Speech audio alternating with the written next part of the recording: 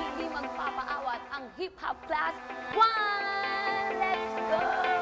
You know I know how to make them stop and stare as I zone out. The club can't even handle me right now.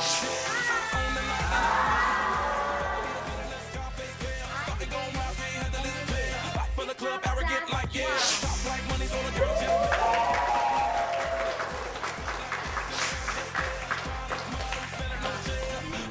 just this the business. It's so ridiculous. Don't have so much attention. Scream on in the building.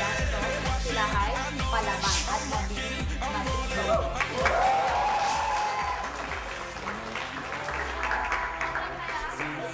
Sobrang saya ko nung nag-enroll ako sa e-sports project.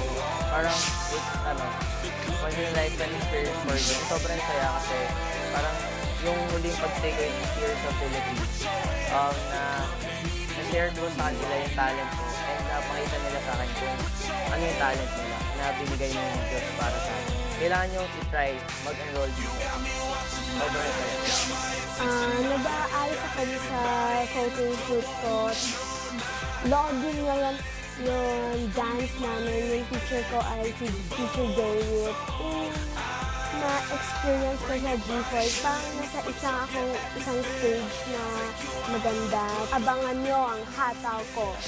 Pinili ko yung G-Force kasi pag pinapanood ko sila, talagang na-amaze ako sa kanila. Kaya para sa akin, isa sila sa mga pinakamagagaling na grupo talaga. So, isang malaking parang honor para sa akin na kasama sa klase sila yung magtuturo kasi alam naman natin kung paano sila magsayaw, yung quality na binibigay nila.